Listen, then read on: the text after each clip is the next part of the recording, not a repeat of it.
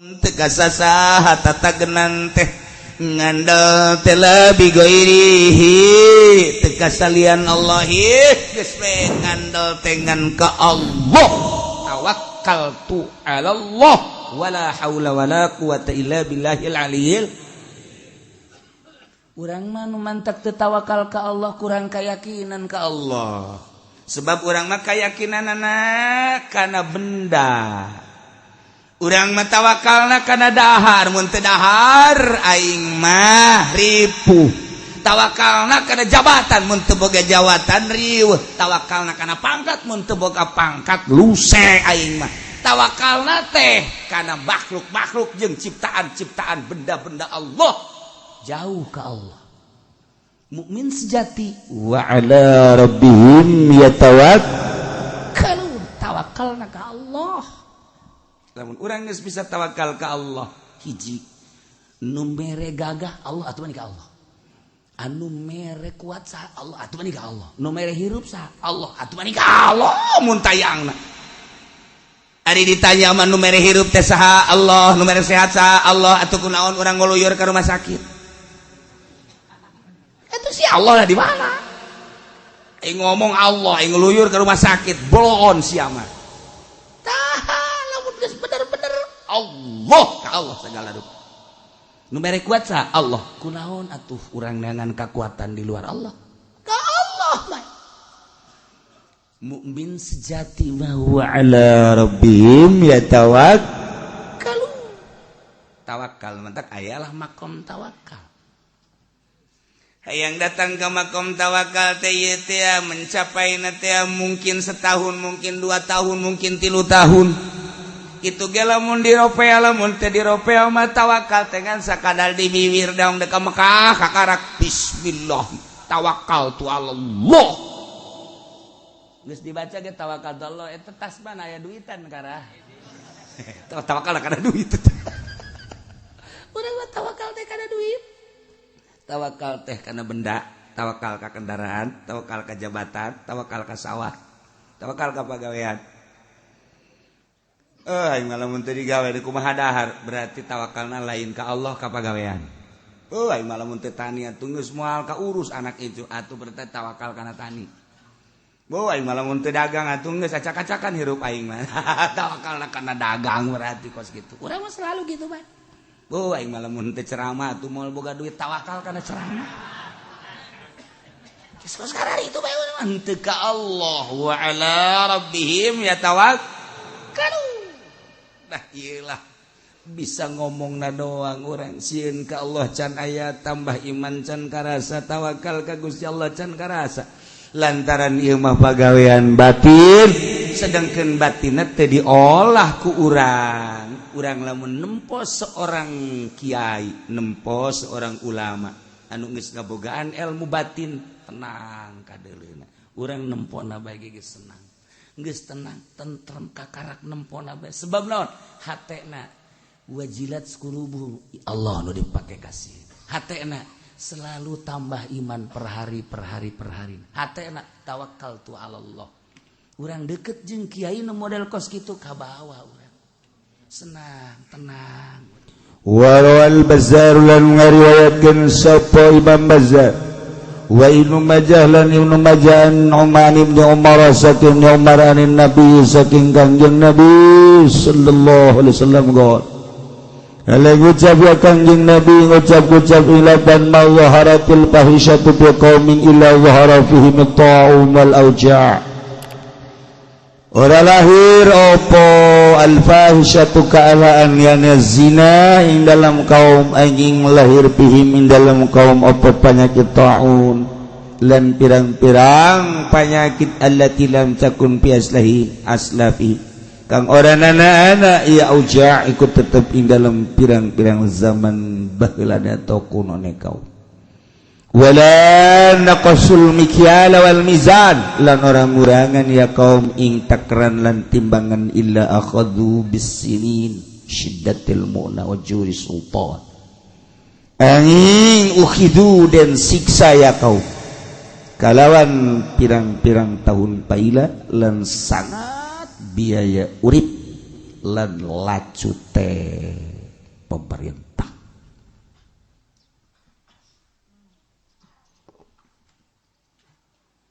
Urang keur nyaritakeun bab fitnah. Kangjeng disuruh sadurungna katingali ku mata batinna kasingkap. Alam akhirat teh katingali ku Gusti Allah, hingga Gusti Allah bisa ngalalakon di luar alam kasat. Dicontohan ku Isra jeung Mi'raj. Subhanalladzi asra bi'abdihi lailan minal masjidil haram ilal masjidil aqsa. Sakicep di masjidil haram ka masjidil aqsa, sakicep di masjidil aqsa ka sidratil muntaha, sakicep balikna datang deui ka Mekah. Di luar alam diberelah mukasyafah,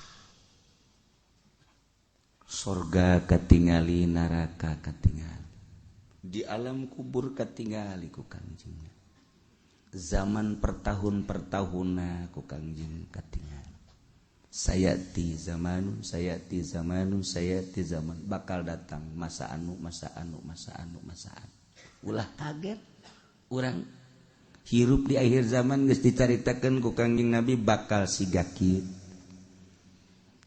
Kuari urang nyaritakeun hadis kedua tentang sabab-sabab fitnah, sabab-sabab cocoba, ujian-ujian ti Gusti Allah.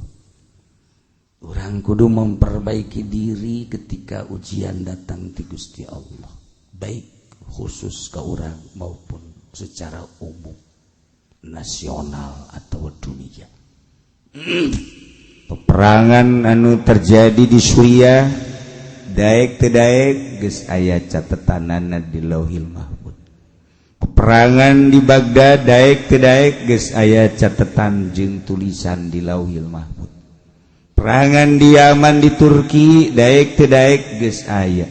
Hancurna Eropa, Amerika, budayana geus aya catetanana. Indonesia merdeka jeung samana merdeka datang ke akhir kekacauan jeung kakalutan teh ulah kaget geus aya tulisanana di Lauhil Mahfuz. Urang ngalaksanakeun sesuai jeung aturan Allah Subhanahu wa taala. Salamatkeun diri urang sing hade. Imam Bazzar jeung Ibnu Majah ngariwayatkeun ti Abdullah bin Umar anin Nabi ti Kangjeng Nabi Muhammad sallallahu alaihi wasallam saur Kangjeng, ma zaharatil fahishatu fi qaumin illa zahara fihi muta'un wal ja'u allati lam takun fi aslafi. Terlahir perzinahan di muka bumi, di kaum-kaum, di lembur-lembur, illa zahara fihim at-ta'un, kecuali lahir di eta kaum panyakit ta'un, tetel, wal auja' jeung panyakit allati lam takun fi aslahi fihim, nucan pernah ayat tiba heula. Sumber fitnah panyakit nu kuari ambalayah panyakit teh stroke teh baheula mah profesor, doktor, pejabat kuari orok stroke mikiran naon dunya, mikiran naon orok stroke.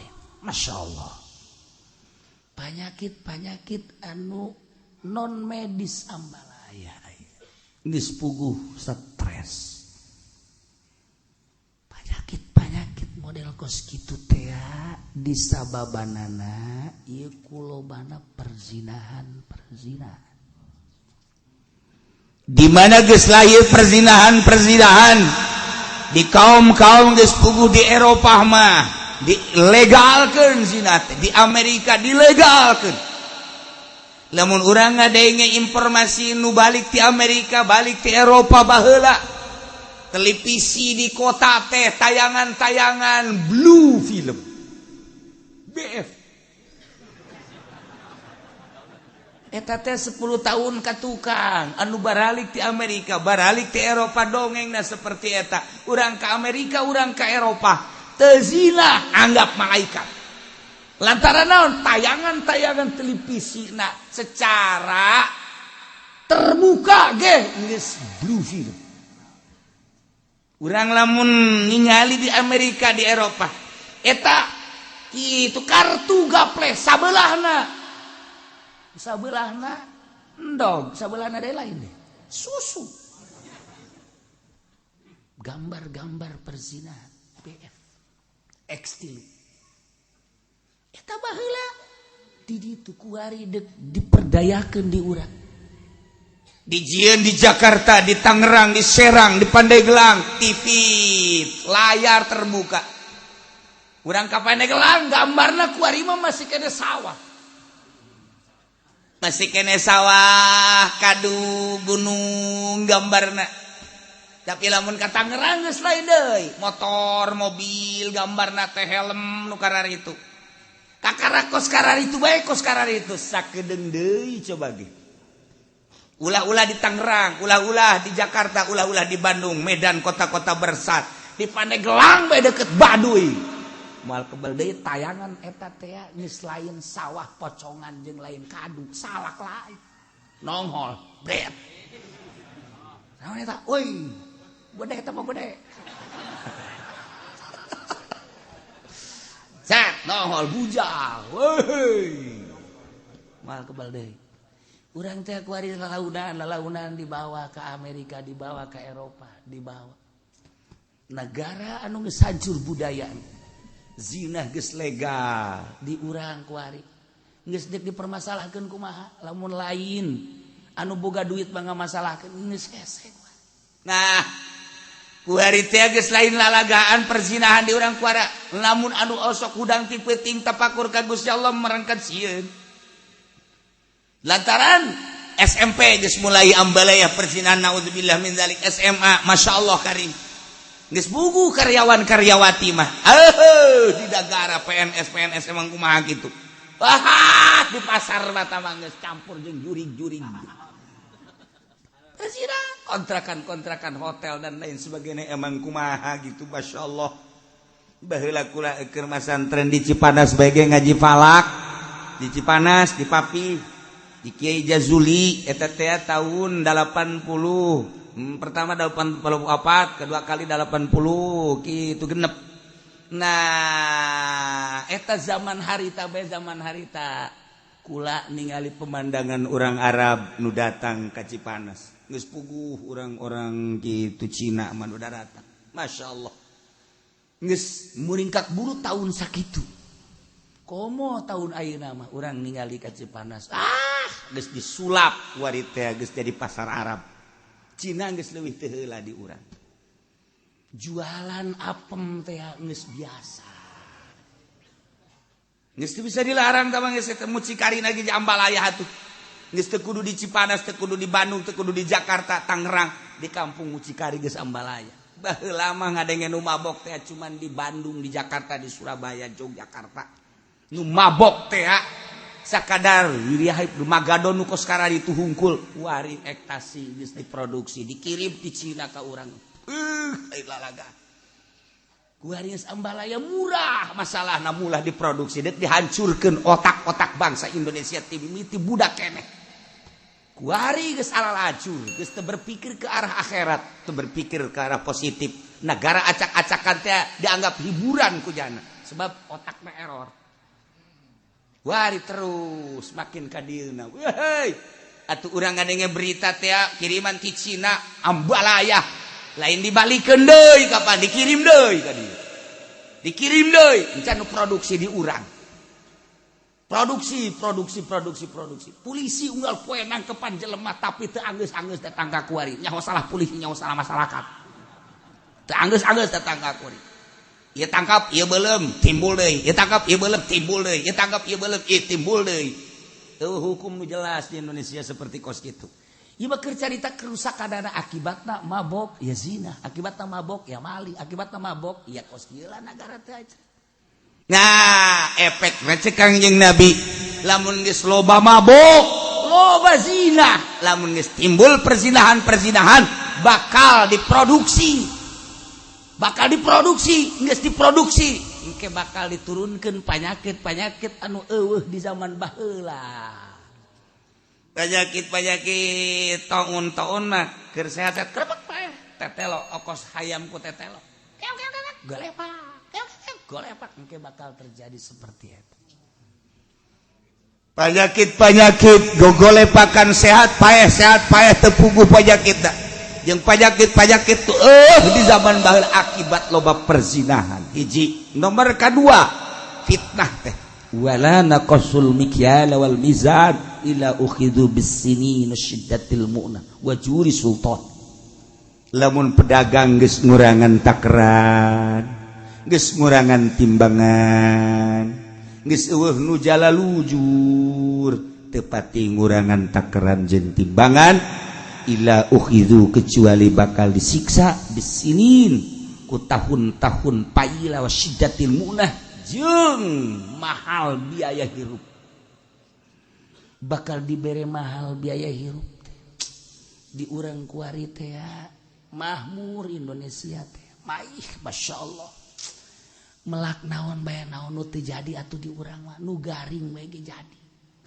urang di Amerika mah teu puguh pepelakan di Eropa teu puguh pepelakan tuh kobo di Arab naon tuh pepelakan urang lamun geus ka Mesir kuari ngadenge Mesir indah barang datang ka ditu mah saablak-ablak buat tuh malu di Mekah di Madinah terus ka ditu buat tuh malu di Yordan buat tuh malu Palestina buat tuh malu urang lamun ka ditu ka Israel buat tuh malu Masya Allah di urang mah musim hujan ber ya Allah ya Rabbi di luar genteng aya betik di kubatu teu makmuran betik geus puguh di sawah geus puguh aduh di empang di mana lauk ti mimiti lauk julung-julung nu leutik datang ka lauk nu gede aya di urang Masya Allah kari pepelakan di sawah geus puguh paredo dipelak jukut nu teu dipelak kejar radi walingi wah pokona mah tangkal awi teu beak-beak we urang naon bae ge nu teu dipelak kejar radi saha atuh nu pelak tah anu melak tangkal langgoko saha nu melak aja eueuh tah mah pelak careuh tah mah tuh dehe sugan aya jelema ngahaja melak langgoko aja eueuh tapi rentul pelakna careuh bae bisa pepelakan di urang mah Masya Allah emang di Pandeglang eta kocap pinang melak atuh lain nyana ngadahar ditereuy ngising kaleuweung jadi eta di Pandeglang eta emang kocap pinang melaknya lain nang melak bujur teh ieu makmur-makmurna di Indonesia Masya Allah rambutan segala rupa cara radi nah tetapi mahal harga sandang jeung pangan bawang sabaraha duit hampir 3 bedag cabe sabaraha duit hampir 3 bedag dan lain-lain sebagainya ya lamun geus petani lamun geus pedagang ngurangan timbangan jeung takaran bakal disiksa ku Gusti Allah bakal aya taun paila di samping eta bakal mahal harga hirup nu paling bahaya wajuri sultan lacutna para pemimpin negara ieu nu bahaya zolim teh geus teu izin baheula mah aya izin camat bupati basi keneh izin ngalakukeun zolim teh kuari geus terang-terangan gubernur teh baheula teh sanajan nyana salah tapi ditutupan kasalahanana izin katempo ku masyarakat kuari geus teu izin geus DPR wakil urang geus teu izin ngalakukeun kasalahan ieulah akibat kurangan takaran timbangan jeung akibat teu jujur dina ngalaksanakeun perdagangan bakalna urang dibere ku Gusti Allah kelacutan pamimpin urang mantak perbaiki ku urang bae heula memperbaiki diri urang supaya nahanan nagara nahana negara geus jelema jujur ieu penahan negara mata kiai teh nu jujur ieu teh termasuk paku negara paku bumi secara gaib adalah kiai jeung wali tapi kiai dah lain kiai proposal kiai nu bener-bener jujur nah geus bogoh wali mah moal aya nu teu jujur wali mah nah lamun secara fisik gunung eta teh paku dunia tangkal kayu eta paku dunia nah secara gaib da wali jeung kiai sebab naon lamun geus teu jalujur kabeh bakal lacut pamarentah masyaallah innamal mu'minuna alladzina idza dzukirallahu wajilat qulubuhum wa idza tuliyat 'alaihim ayatuhu zadatuhum imana wa 'ala rabbihim yatawakkalun nutilu ieu mah babalikna kana batin nomor kahiji innamal mu'minuna pastina teu aya deui jelema nu iman mah kecuali alladzina idza dzukirallah nyaeta jelema anu di mana-mana disebut Gusti Allah wajilat qulubuhum sieun hatena batin hate nomor kaduana wa idza tuliyat alaihim ayatu di mana dibacakeun ayatna zadatum imana tambah iman nomor katilula wa ala rabbihim yatawakkalun ngan sakadar ka pangeran yatawakkaluna tatagenan jengan teh tilu bagian batin masyaallah di batin urang teh kos di zohir lamun di zohir di awak kurang aya mata atuh di kolbu ge aya mata lamun di awak kurang aya ceuli atuh di kolbu ge aya ceuli lamun di awak kurang teh aya ngambe atuh di kolbu ge aya ngambe lamun di awak kurang aya rasa atuh di kolbu ge aya rasa nu mantak di kolbu teh aya opat nomor kahiji aya mata penglihatan batin sanajan urang peureum tapi kolbu urang bisa neuleuh kabogoh urang nu di Bandung teh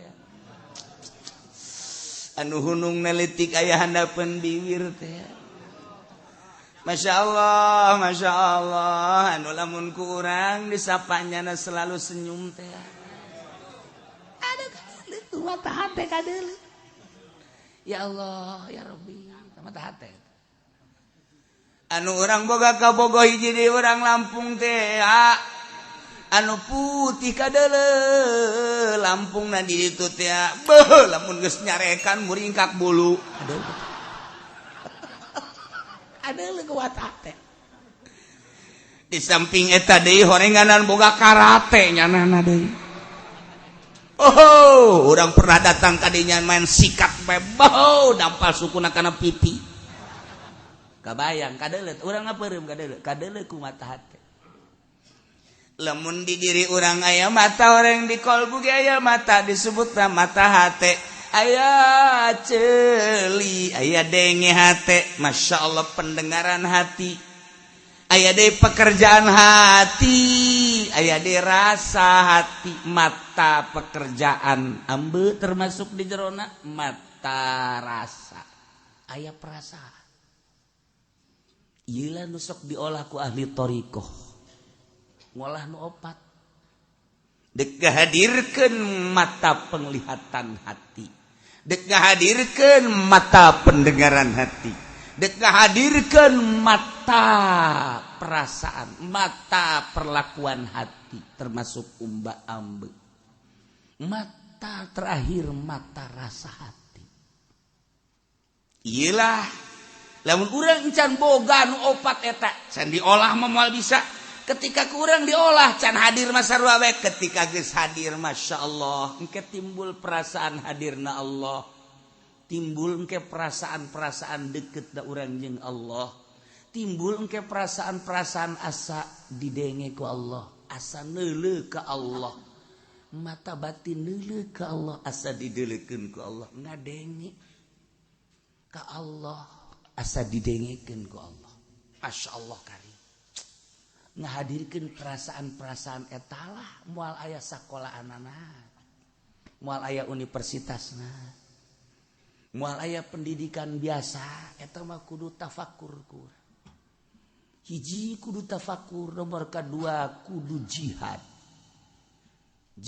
teh perang teh lain perang fisik nu mantak opat deui ku urang kudu dijelaskeun di qalbu urang hiji tujuan urang Allah tujuan kaula nomor kedua Rasulullah Muhammad sebagai uswatun hasanah contoh jeung tauladan kedua kaula nomor katiluna Al-Quran sebagai tuntunan kaula nomor kaopat adalah wusul ilallah syahadah ieu cita-cita kaula tah lamun geus nu opat eta trek di jero hate dibundalkeun nu opat tadi urusan kolbu teh dibundalkeun mulai diurus ku urang hiji penting urang huda mandi wudu ngahadirkeun eta lain haju ya ghaniyu ya ghaniyu ya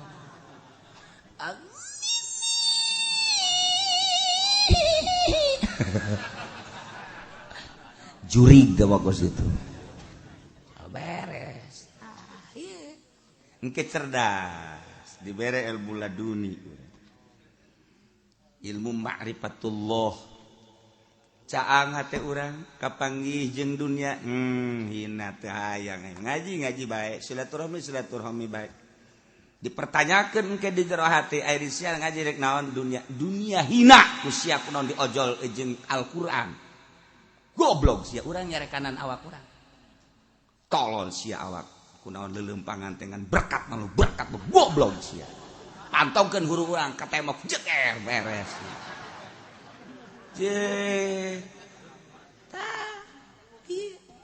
kenyarekanan awak sia da naonan ieu ngaji Quran hayang naon sia carekanan ku urang asma Allah dipake neangan dunia ku sia goblok sia ngalantur sia unggal poe sia unggal peuting sia disebut macan panggung lah singa panggung lah boloon sia goblok sia tolol sia leuwih tolol titibatan tukang toge sia goblok pantau keun deui jeger eta kakara lain bo manggung asa jadi buya sejadi kiai eta makin loba nu ngondang makin acak-acakan hirup makin nyeun pasantren makin takabur hirup ku sebab naon teu pernah ngahadirkeun mata penglihatan mata pendengaran mata perlakuan batin mata rasa di hirup wow ke Allah bahkan begitu kurang jadi dai teh wauhna kana mobil gonta-ganti mobil barang urang nyeun pesantren nyeun majelis taklim mudirun kuari wauhna lain ka agama wauhna kana sawah ka mobil ka bangunan celaka teu wauh ka Allah lain hayu wauhkeun ka Allah. Nah, iyalah ayatna. Lamun hayang nyaho mukmin sejati mah jawaban teu naing kuntum mukminin lamun aranjeun jadi jelema nu mukmin. Mukmin lain sakadar mukmin, tapi mukmin anu bener-bener mukmin sejati.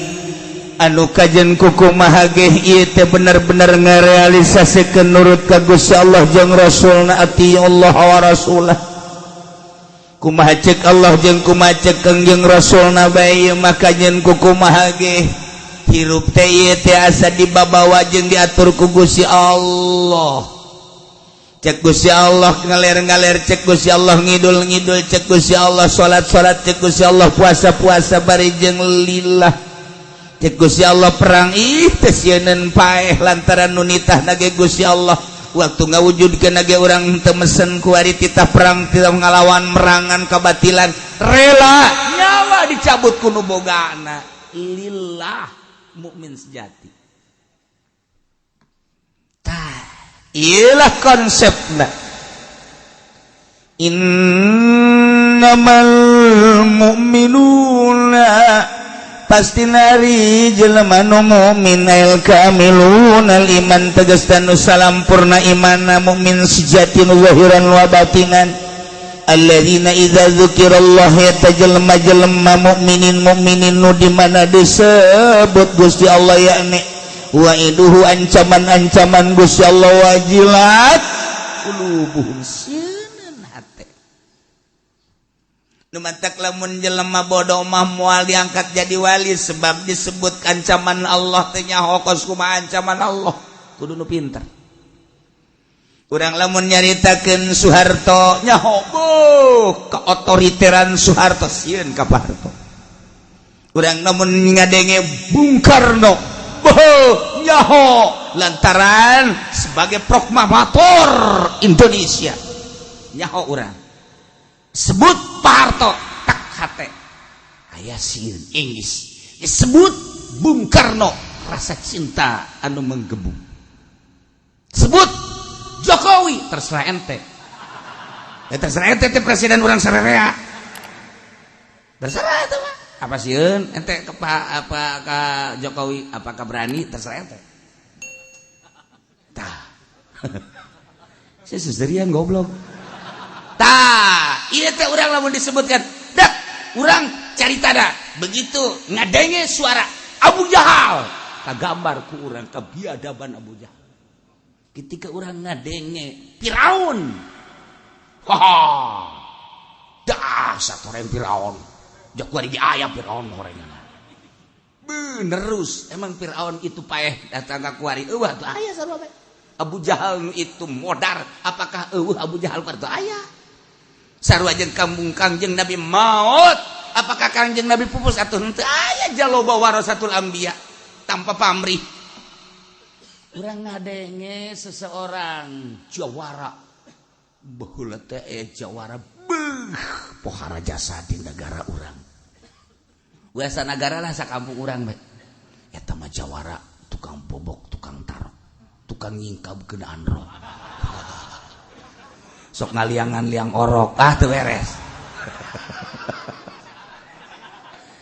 Tah ieu jawara. Teu meunang sambarangan asal aya anu ngahalangan bae kana kaayangnya tampiling ngunyana. Asal aya anu ngadebat sepak kunyana. Asal jana boga kaayang cokot kunyana. Hei, tah jawara mabok di nyana, gagah di nyana, galak di nyana, biadab di nyana. Di lemur urang aya jawara model kos kitu. Ketika urang ngadenge ngarannyana sieun. Asal ngadeng awas jawara. Geus paeh jelema. Sieun.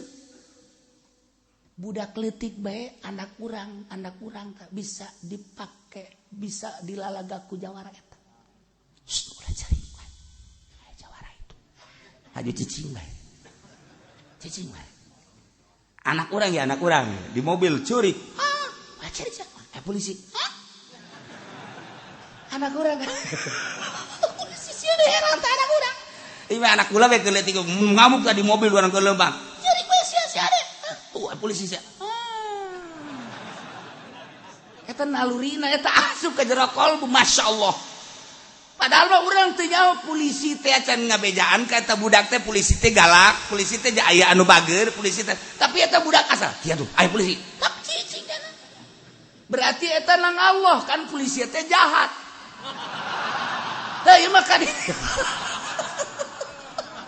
bisa pakai ngalalaga budak heran. Padahal mah kan teu sakabehna polisi kitu. Dia polisi ge aya nu bageur sawarehna mah. Tapi eta budak sia udah polisi masyaallah. Nah, ieu keur carita. Ieu keur carita dek ngabayangkeun asma Allah maksudna. Oh. Lamun urang terhadap makhluk-makhluk Allah. Geus kitu begitu sieun. Tarolah urang teh ka mau. Wah, lamun tuh di leuweung mau sieun urang. Geus terkenal kapan lamun dicanteng cienteng di dieu di kulon teh daerah Maung teh kapan dinya kajajaden ngarupa manusia urang lamun kadinya teh ateu Maung teh atuh sasalaman kan jeung urang.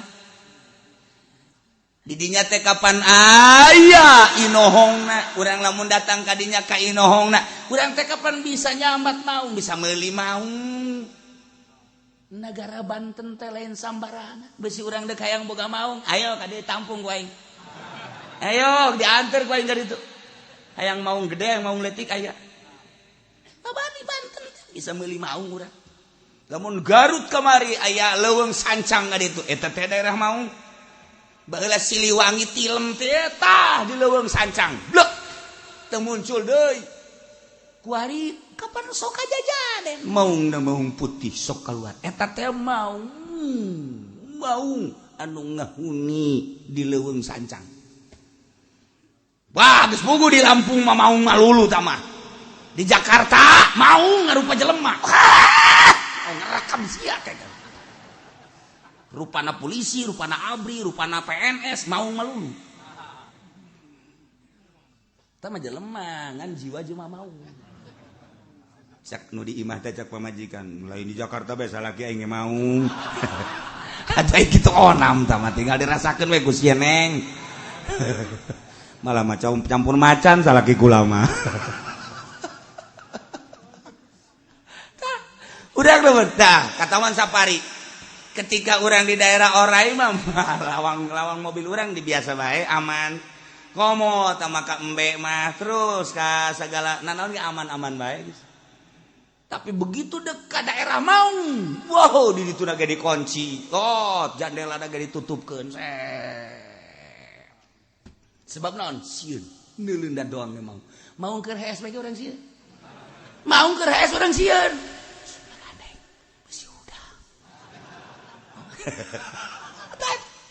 Nah iya makhluk-makhluk Allah teh anu ngabogaan kaganasan teh urang sieun nyaritakeun jawara sieun urang besi ditampilin dicabok disepak nyaritakeun seorang kitu otoriter di kepemimpinan sieun urang besi dikenakeun hukum jeung sanksi-sanksi teu pararuguh besi aya polisi urang sieun besi teu pararuguh urang ditangkep punyana besi aya abri main jeger-jeger bae ke urang ditembak sieun ka hamba-hamba Allah ka maung urang sieun hamba Allah nu sejati ketika ngadenge Allah idza zukirallah sebab Gusti Allah teh ngabogaan neraka tanpa pamrih boro-boro maling nu miliaran triliunan boro-boro maling nu jutaan ratus ribu cacak-cacak aya hiji dongeng kiai matas ngariung aju nyokot dina pager jang yeuh loang ge teu menta ridona kanu bogana dikerebakeun di neraka galak amat eta Gusti Allah ketika disebutkan zikirallah ancaman-ancaman Gusti Allah wajilat qulubuhum sieun masyaallah Allah teh galak korek henteu kudu gede boga salah teh ternyata masyaallah leutik bae ge Allah bedu siksa urang di neraka jahanam komo nu triliunan komo nu miliaran komo nu ratusan juta komo nu ngarusak gunung komo nu ngarusak hutan komo nu ngarusak tatanan-tatanan manusia adab-adaban manusia lantaran Al-Qur'an enggak jelaskan wala tusidu innallaha la yuhibbul mufsidin ulah ngarusak bae sebab gunung ciptaan Allah ulah ngarusak bae sebab lawang ciptaan Allah ulah ngarusak bae sebab bumi ciptaan Allah eta keur carita fisik keur carita tatanan-tatanan adab-adaban leuwih dahsyat tibatan fisik innallaha la yuhibbul mufsidin ketika aya di urang nu ngarusak masyaallah urang teh pengrusak urang sieun idza zukirallah wajilat qulubuh galak koreng Gusti Allah masyaallah sieun nu mentak teu wani urang dek nambahan pamajikan jadi dua lantaran Allah magalak mun urang teu bisa adil ke di akhirat engke bakal urang dikerebekeun hanas urang ngeukepan susu teu sabaraha di dunia tapi di akhirat urang digujag-gajeg di neraka jahanam naudzubillah min zalik wajilat qulubuhum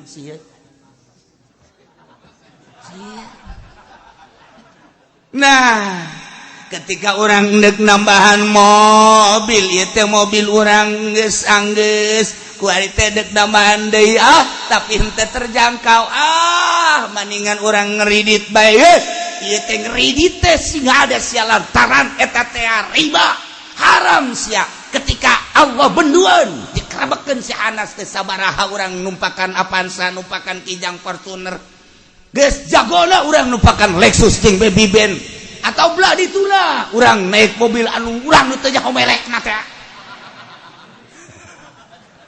Wah, anu pohara jasa mahalna belasan miliar. Ya Allah ya Rabbi. Nah, kesabaran di alam dunia ngeng ka ditu ngeng bae aja macet bae. Tapi di akhirat urang disate ku Gusti Allah. Wajilat qulubuhum, masyaallah dengan riba. Sieun. Iyalah mukmin sejati.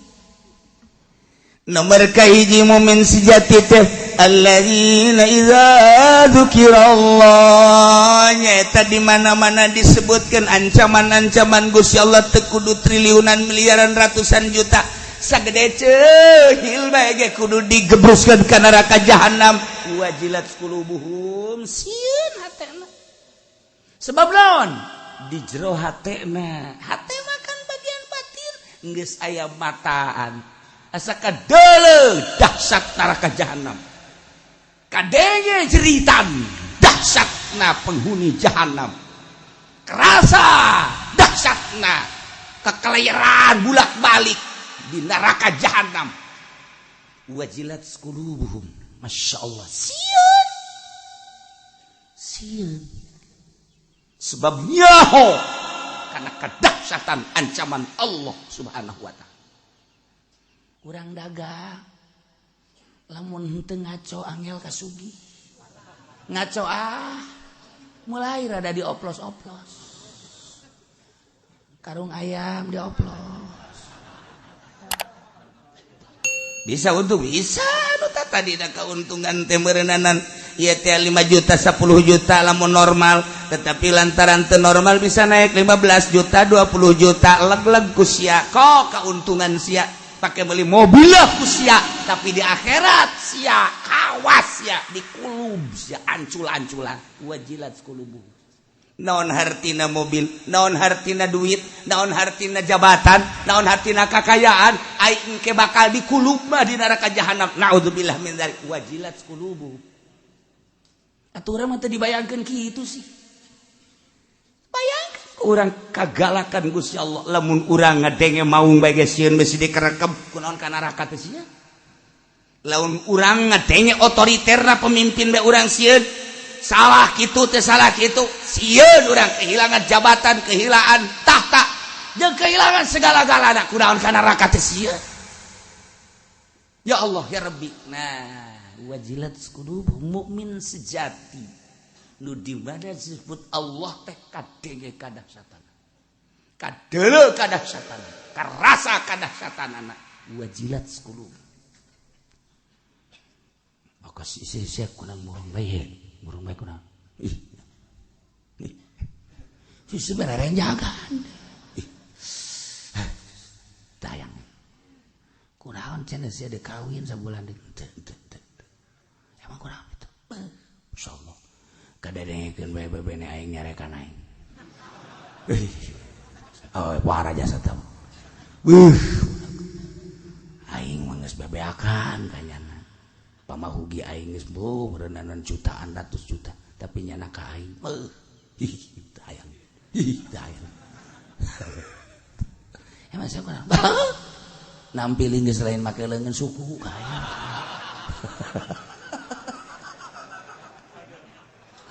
Ya Allah, ya Rabbi, saya mah dayang dahsyatnya sangat. Pamentana nu luar biasa sakadarnya nandek cinta-cintaan ka urang tapi pamentana pohara. Kitu kene kagalakanana camberutna luar biasa. Lamun geus barah menta dipencetan segala rupa, menta diurutan dikerokan. Pan eta mah dahsyat jasa tah kos kitu tah. Nah, asal ngadenge bengaran mantan kabogoh urang sarwiti rerenjagan. Iraha bae teh saumur hirup teh.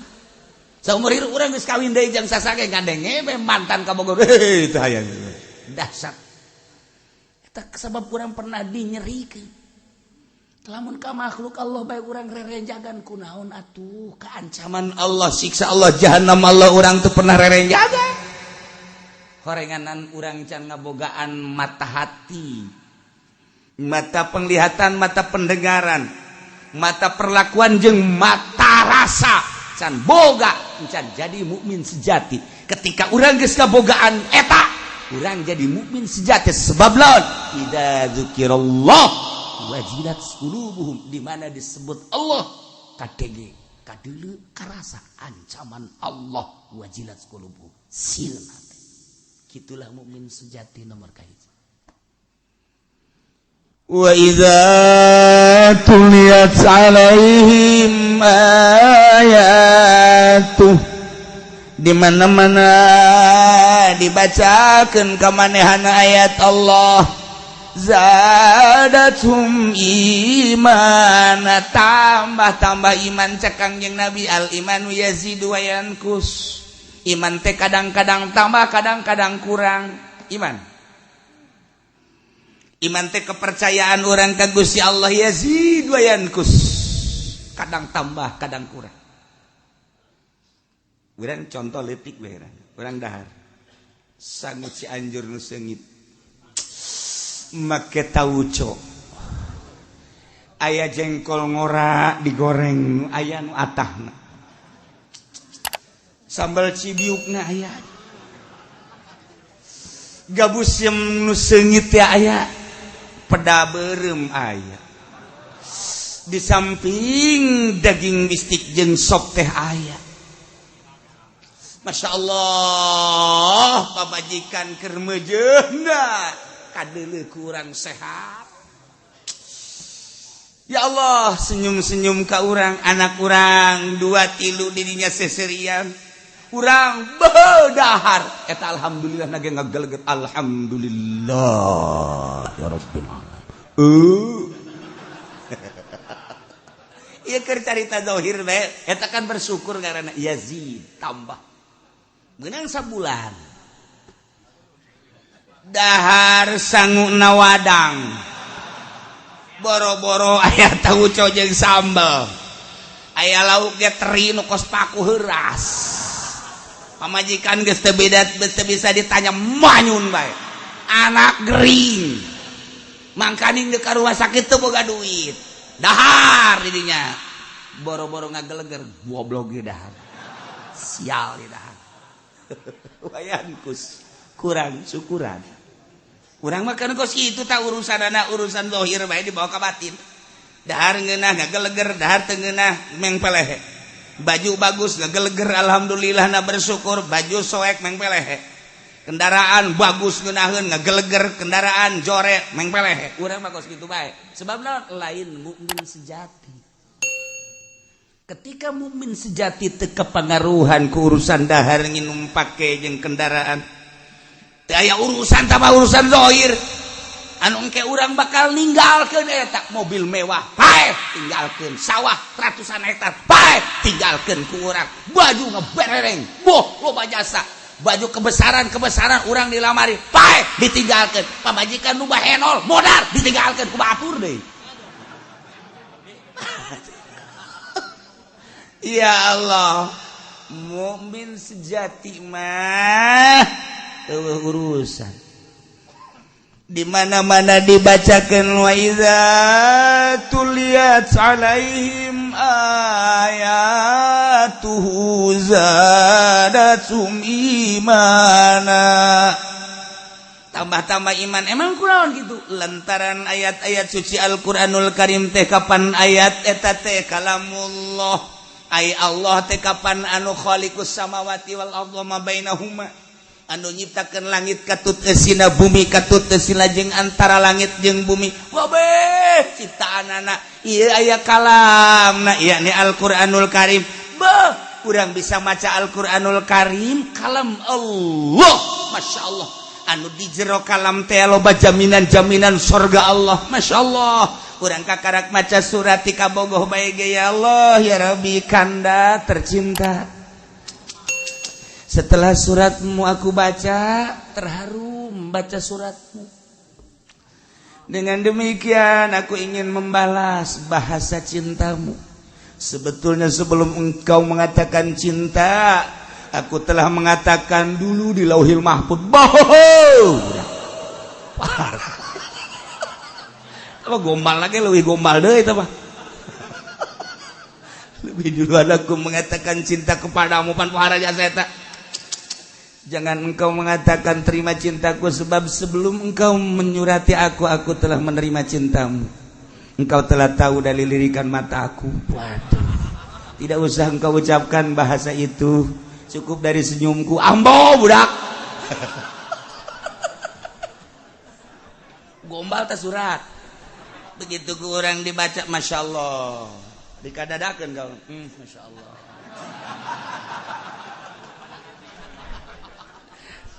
Kakak kita dibaca tadi, asup deh kakak mari kunci kamar. Kanda tercinta. Udang sajam dibuka deh, lecet surat. Oh, masya Allah, disimpan di hadapan baju set. Kakak keluar si cokot deh. Ya Allah, ya Rabbi. Ada sesuatu di surat ini adalah yang menenangkan hatiku. Terasa luas dunia. Ketika membaca surat ini, masya Allah. Tak etak surat di makhluk bekos gitu. Atuh komo iya Allah. Jelema anu iman nurut ka Gusti Allah bakal disadiakeun sorga. Anu geus kacaritakeun teu kudu dicaritakeun kaindahan jeung kamewahan sorga. Ya sorga mah batana ge lain bata Cisoka. Emang kumaha gitu. Emang kuncina sorga tina kunci besi lain. Ya Allah. Sinarna ge seluruh sinar aya barijeng terentul lampu jeung listrik sebab eueuh PLN. Lampu, lamun aya lampu di sorga engke lamun pareum ka mana meulina.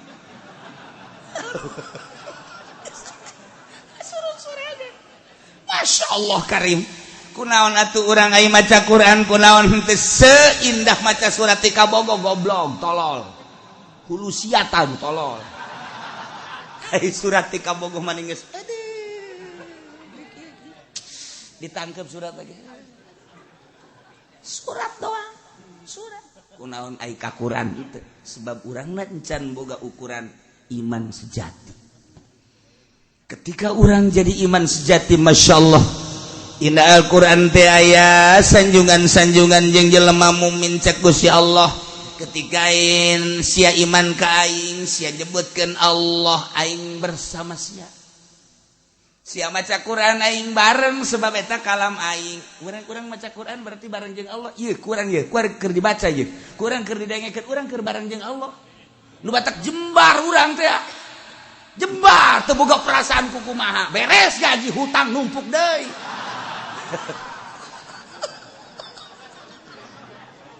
Problem arasub deui. Kakarak wallahu alam bisawab. Mulai arasub. Ibadah sejati. Ieu iman sejati mah tah. Mantap gua lain bodoh. Wali mah anu berpredikat mukmin sejati jelema pinter sebab lah nu nyaho kana kadar kaistimewaan Al-Qur'anul Karim tina bahasa Gusti Allah. Teu wani nyekel Quran lamun teu boga wudu la yamassuhu illal mutahharun. Dibaca ku urang lain bahasa urang, bahasa Gusti Allah. Aya tanggung jawab Gusti Allah. Ketika iman ka Allah ngalaksanakeun aturan Allah dibere sorga sanu teu bunga.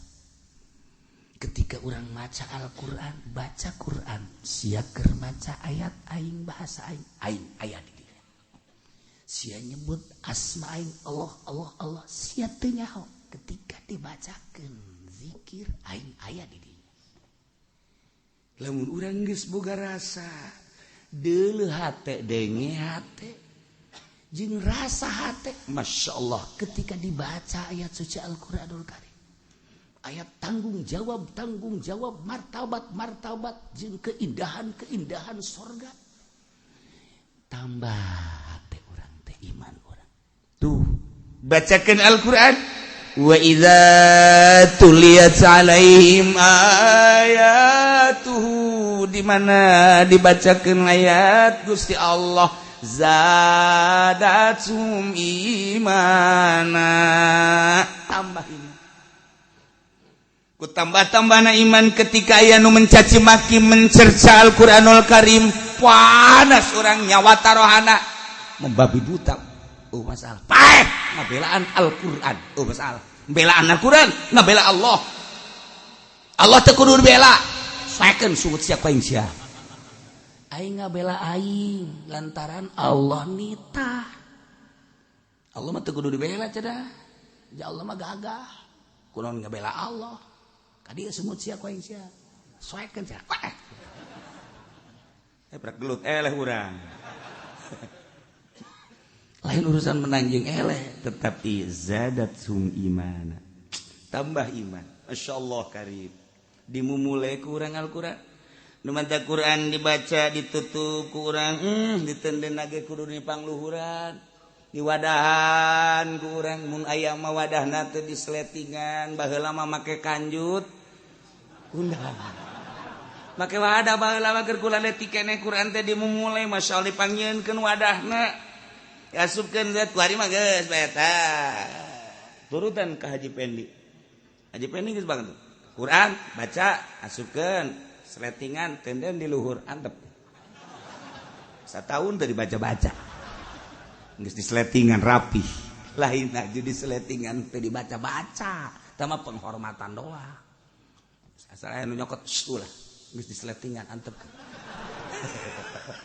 atuh tah goblok tah fokus kitu mah tolol ngahormat sih ngahormat tadi baca-baca detail ge ulah baca wa idza tuliyat alaihim ayatu sadatum iman nu mantak tambah iman nyaho hiji alif hiji huruf mun dibaca ku urang teu nyaho maknana diganjar 10 nyaho kana maknana 70 nyaho kana eusina kandunganana 700 nyaho kana rahasia ulah kudu nyaho maneh cak Gusti Allah eta mah urusan aing je nu mantak Al-Qur'an teh mun dibaca ku urang tah salat eta salat kulantaran teu nyaho kana kagedean ganjaran Al-Qur'an teu maca Qur'an lamun nyaho urang tah salat insyaallah a'udzubillahi minasyaitonir rajim bismillahirrahmanirrahim yasin shadaqallah hati yasin ge sabaraha huruf ya sin jeung alif 3 berarti 10 sabung 30 asar a'udzubillahi minasyaitonir rajim toha sadaqallahul azim datang ka paeh moal tamat ya Allah itu lain kalam makhluk tapi kalam khaliq kalamullah al-muta'abbadu bi qiraati dianggap ibadah macana masyaallah karim sing hade Al-Qur'anul Karim dibacana hungkul geges ibadah urang komo kurang kuari keur dihartikeun komo kurang kuari keur direnungkeun diasupkeun ka jero hate ya Allah ya Rabbi hanya satu ayat tetapi nyangkrung di jero hate ya Allah loba nu diangkat jadi wali Allah ku saya nomor kahiji alladzina idza dzukirallahu wajilat qulubuhum nalika ngadengi ancaman Allah eta lamun min sejati nomor kaduana di mana dibacakeun ayat Allah zadatum imana tambah iman nomor katilu wala rabbihim yatawakkalun tegasa saha tatagenan teh ngandal teh lebih goirihi tegasa lian Allah geus ngandal tengan ka Allah tawakkaltu ala Allah wala haula wala quwata illa billahil aliyil urang mah nu mantak teu tawakal ka Allah kurang kayakinan ka Allah sebab urang mah kayakinanana kana benda, urang mah tawakalna kana dahar, mun teu dahar aing mah ripuh. Tawakalna kana jabatan, mun teu boga jabatan riweuh. Tawakalna kana pangkat, mun teu boga pangkat luce aing mah. Tawakalna teh kana makhluk-makhluk jeung ciptaan-ciptaan benda-benda Allah, jauh ke Allah. Mukmin sejati wa ala rabbihim yatawakkalun, tawakalna ka Allah. Lamun urang geus bisa tawakal ka Allah, hiji nu mere gagah Allah atuh mani ka Allah, anu mere kuat saha Allah atuh mani ka Allah, nu mere hirup saha Allah atuh mani ka Allah. Mun tayangna ari ditanya mah nu mere hirup teh saha Allah, nu mere sehat saha Allah, atuh kunaon urang ngoluyur ka rumah sakit. Itu si Allah lah di mana? Ngomong Allah, ngeluyur ke rumah sakit, bolon siapa? Tah, lamun geus bener-bener Allah ka Allah segala rupa. Nu mere kuat sa Allah. Kunaon atuh urang neangan kekuatan di luar Allah? Ka Allah mah. Mukmin sejati mah wa ala rabbihim yatawakkalun. Tawakal mantak ayalah makom tawakal. Hayang datang ke makom tawakal teh mencapai teh mungkin setahun, mungkin 2 tahun, mungkin 3 tahun. Kitu ge lamun di ropea, lamun teh di ropea mah tawakal teh kan sakadal di bibir daung deka Mekah kakarak bismillah tawakkaltu Allah. Geus dibaca ge tawakkaltu Allah eta tasban aya duitan karah. Tawakal kana duit. Urang mah tawakal teh kana duit. Tawakal teh karena benda, tawakal ke kendaraan, tawakal ke jabatan, tawakal ke sawah, tawakal ke pagawean.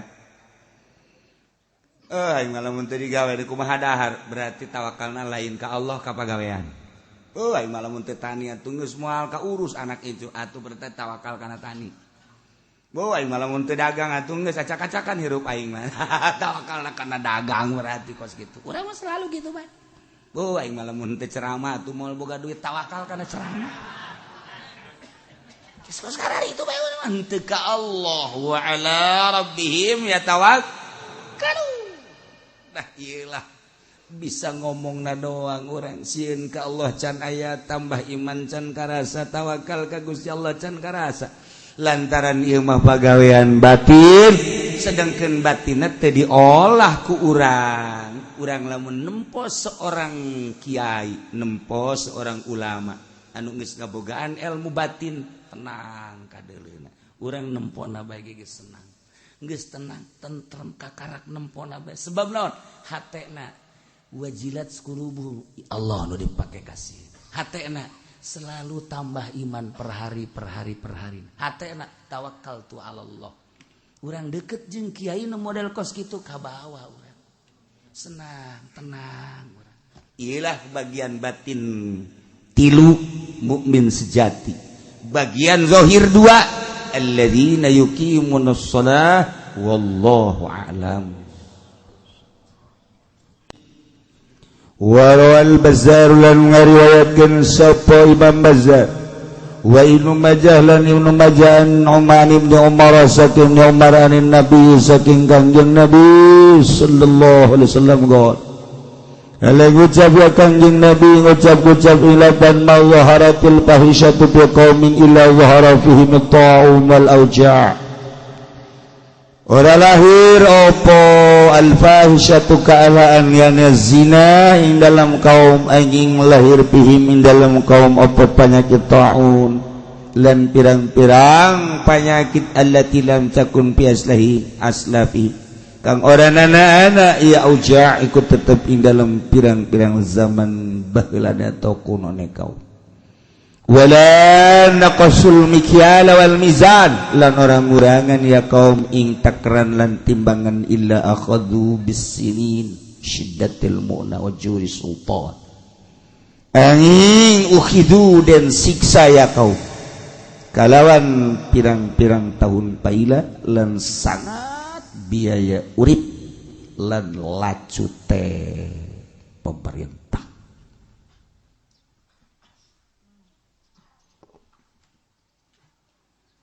urang keur nyaritakeun bab fitnah. Kangjeng disuruh sadurungna katingali ku mata batinna kasingkap. Alam akhirat teh katingali ku Gusti Allah, hingga Gusti Allah bisa ngalalakon di luar alam kasar. Dicontohan ku Isra jeung Mi'raj. Subhanalladzi asra bi'abdihi lailan minal masjidil haram ilal masjidil aqsa. Sakicep di masjidil haram ka masjidil aqsa, sakicep di masjidil aqsa ka sidratil muntaha, sakicep balik ngadatang deui ka Mekah. Di luar alam diberelah mukasyafah, surga katingali, neraka katingali, di alam kubur katingali ku Kangjeng. Zaman pertahun-pertahunna ku Kangjeng katingali. Sayati zamanun bakal datang masa anu. Ulah kaget urang hirup di akhir zaman geus dicaritakeun ku Kangjeng Nabi bakal siga kieu. Yeuh kuari urang nyaritakeun hadis kedua tentang sabab-sabab fitnah, sabab-sabab cocoba, ujian-ujian ti Gusti Allah. Urang kudu memperbaiki diri ketika ujian datang ti Gusti Allah, baik khusus ke urang maupun secara umum, nasional atau dunia. Peperangan anu terjadi di Suriah daek teu daek geus aya catetanana di Lauhil Mahfuz. Peperangan di Baghdad daek teu daek geus aya catetan jeung tulisan di Lauhil Mahfuz. Perangan di Yaman di Turki daek teu daek geus aya. Hancurna Eropa, Amerika, budayana geus aya catetanana. Indonesia merdeka jeung samana merdeka datang ka akhir kekacauan jeung kakalutan teh ulah kaget geus aya tulisanana di Lauhil Mahfuz. Urang ngalaksanakeun sesuai jeung aturan Allah Subhanahu wa taala. Salamatkeun diri urang sing ade. Imam Bazzar jeung Ibnu Majah ngariwayatkeun ti Abdullah bin Umar anin Nabi ti Kangjeng Nabi Muhammad sallallahu alaihi wasallam saur Kangjeng, ma zaharatil fahishatu fi qaumin illa zahara fihim at-ta'un wal ja'u allati lam takun fi aslafi. Terlahir perzinahan di muka bumi, di kaum-kaum, di lembur-lembur, illa zahara fihim at-ta'un, kecuali lahir di eta kaum panyakit ta'un, tetel, wal auja' jeung panyakit allati lam takun fi aslahihim, nu can pernah aya ti baheula. Sumber fitnah panyakit nu kuari ambalayah panyakit teh stroke teh baheula mah profesor, doktor, pejabat kuari orok stroke mikiran naon punya mikiran naon orok stroke. Masya Allah, penyakit anu non medis ambalaya geus puguh stres. Penyakit model kos kitu teh disababanana ieu kulobana perzinahan.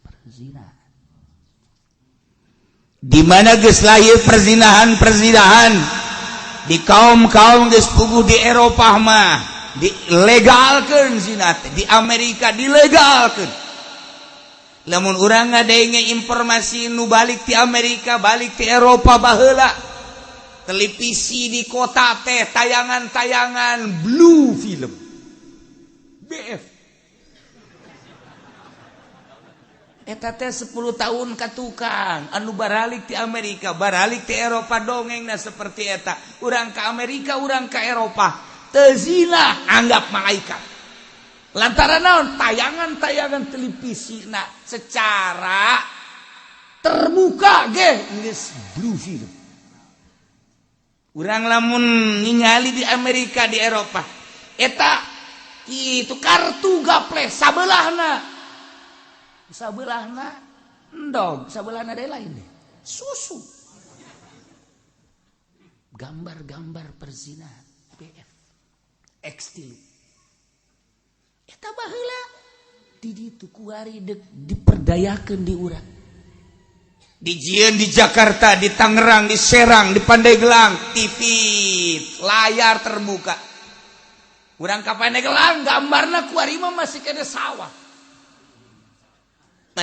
sawah kadu gunung gambarna tapi lamun ka Tangerang geus lain deui motor mobil gambarna teh helm nu kararitu kakarakos karar itu baik kos karar itu sakedeung deui coba ge ulah-ulah di Tangerang ulah-ulah di Jakarta ulah-ulah di Bandung Medan kota-kota bersat di Pandeglang bae deket Baduy moal kebal deui tayangan eta teh geus lain sawah pocongan jeung lain kadu salak lain nongol bet naon eta euy gede eta mah gede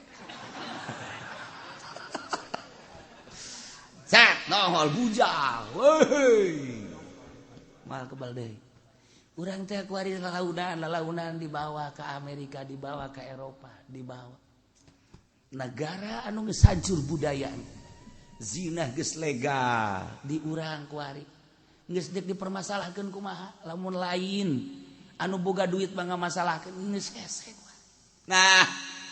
Kuari teh geus lain lalagaan perzinahan di urang kuara lamun anu osok hudang ti peuting tapakur ka Gusti Allah merangkat sieun lantaran SMP geus mulai ambalaya perzinahan naudzubillah min zalik SMA masyaallah karim geus bugu karyawan-karyawati mah di negara PNS emang kumaha kitu wah di pasar mata mah geus campur jeung jurig-jurig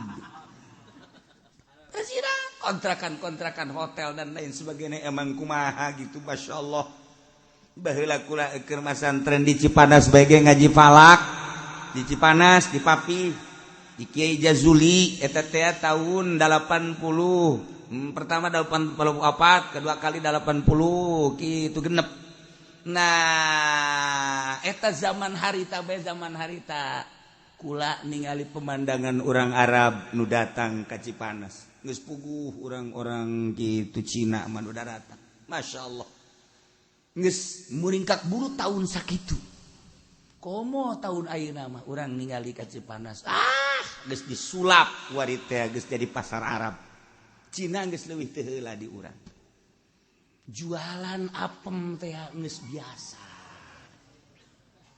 geus teu bisa dilarang tah geus eta mucikari lagi di Ambalaya atuh geus teu kudu di Cipanas teu kudu di Bandung teu kudu di Jakarta Tangerang di kampung mucikari geus Ambalaya baheula mah ngadenge nu mabok teh cuman di Bandung di Jakarta di Surabaya Yogyakarta nu mabok teh sakadar wirihaip Magadon nu kos karari itu hungkul wari ekstasi geus diproduksi dikirim di Cina ka urang lalaga Guaris Ambalaya murah masalahna mulah diproduksi dek dihancurkeun otak-otak bangsa Indonesia ti budak keneh kuari geus alalajur geus teu berpikir ke arah akhirat teu berpikir ke arah positif negara acak-acakan teh dianggap hiburan ku jana sebab otakna error kuari terus makin ka dieuna weuy atuh urang ngadenge berita teh kiriman ti Cina Ambalaya lain dibalikeun deui kapan dikirim deui ka dieu dikirim deui encan produksi di urang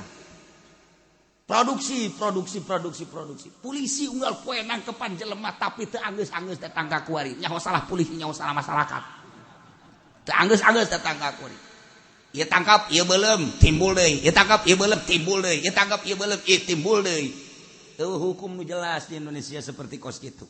Ieu keur carita kerusakan akibatna mabok ya zina, akibatna mabok ya maling, akibatna mabok ya kos gila negara teh aja. Nah, efek recek Kangjeng Nabi lamun geus loba mabok, loba zina, lamun geus timbul perzinahan bakal diproduksi, geus diproduksi engke bakal diturunkeun penyakit anu eueuh di zaman baheula.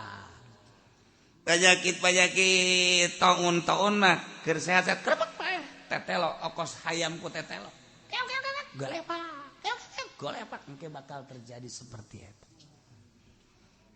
Penyakit gogolepakan sehat paeh teu puguh penyakitna.